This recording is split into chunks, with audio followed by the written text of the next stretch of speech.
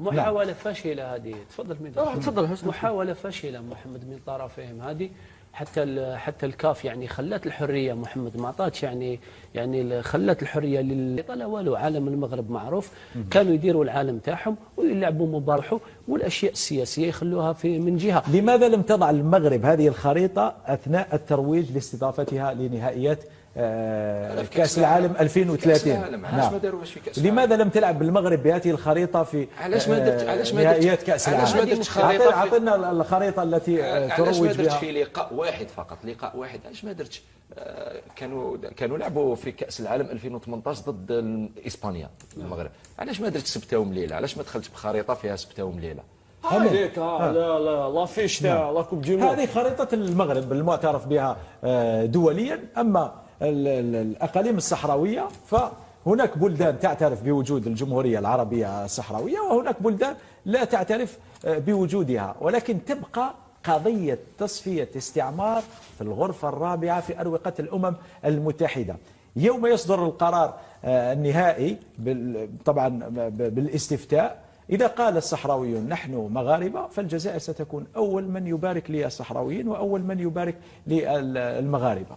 يحطها في القميص ويخلي يحط الكاف في ورقه. الغاب ستصبح بقانون الغاب، وكما قلت لك انا في صوره جازه ولا القانون لارتيكل نيميرو 49 في لي ستاتيو تاع لاكاف تاع لاكاف جدي بيان تاع لاكاف اللي هاولي aucune manifestation ou propagande politique, religieuse ou raciale, ni aucun affichage ne sont autorisés dans les enceintes des compétitions de la CAF. السلام عليكم. نعم، يعني باللغه العربيه حتى نترجمها ميدو. ولا يعني ازمه سياسيه، تظاهره بروباغوند بوليتيك، يعني ازمه سياسيه ماشي ازمه دعايه سياسيه او دينيه او عرقيه غاسيه.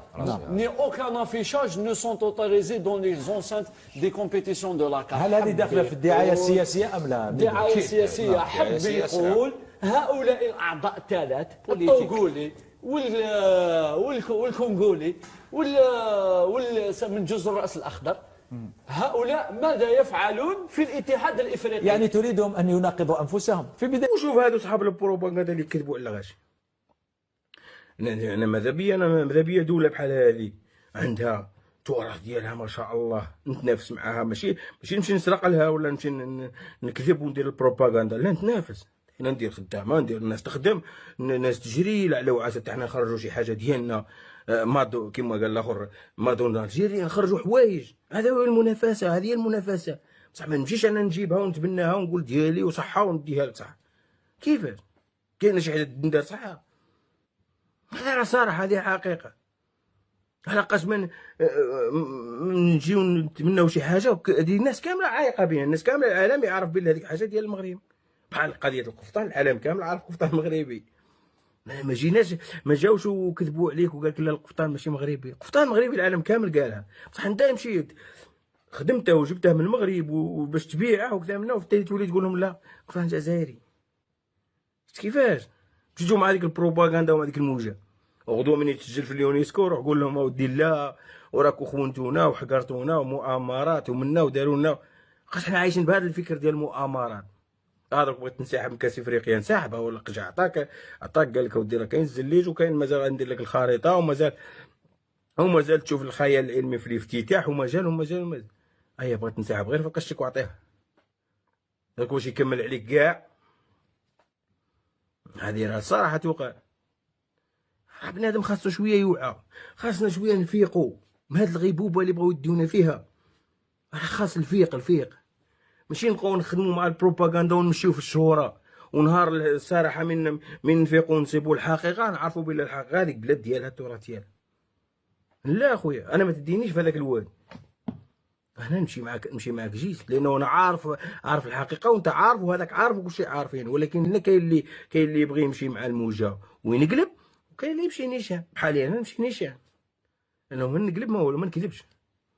ورينا لكم التصاور، ورينا لكم التراث المغربي، ورينا لكم 1983، ورينا لكم كاس العالم للانديه 2000 والاخر 2013، وريناكم بغيتوا تدخلوها ما بغيتوش تدخلوها، قعدوا في هذا الركواد ديالكم وتبعوا هذو اللي عم يديروا في البروباغندا، غادي يجركم الهاويه.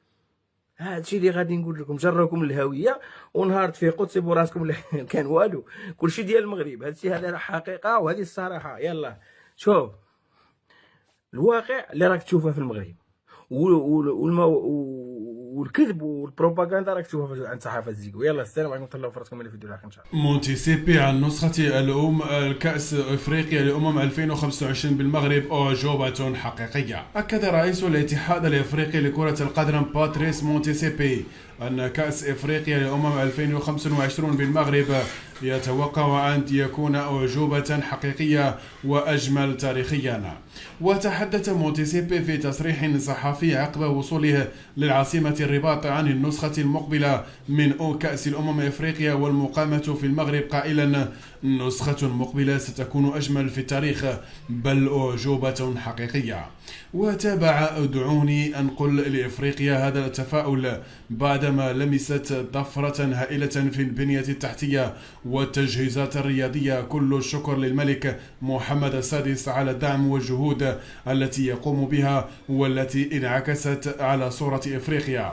وأتم مونتيسيبي بالقول: كل إفريقي سيكون سعيدا بتواجدي هنا في المغرب، نظرا لكم لكرم الضيافة وحفاوة الاستقبال بجانب قوة التجهيزات، مثلما فخرنا حين يكون بلد مثل نيجيريا أو مصر بمستوى جيد لاستضافة أي مسابقة.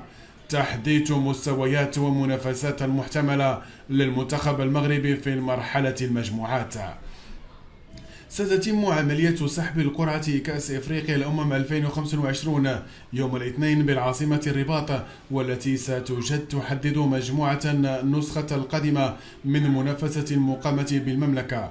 وسيعرف المنتخب الوطني المغربي عن منافسيه في المجموعة الأولى، كونه سيكون صاحب المباراة الافتتاحية لحمله لواء منتخب بلد المنظم.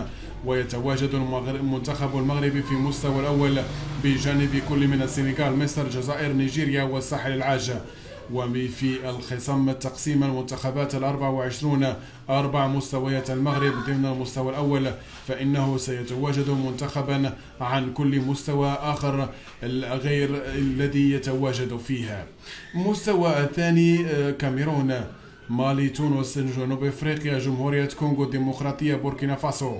المستوى الثالث الغابون، انغولا، زامبيا، اوغندا، غينيا الاستوائية، بنين. المستوى الرابع موزمبيق، جزر القمر، تنزانيا، السودان وناميبيا. شكرا على المتابعة، لا تنسوا الاعجاب بالفيديو والاشتراك في القناة.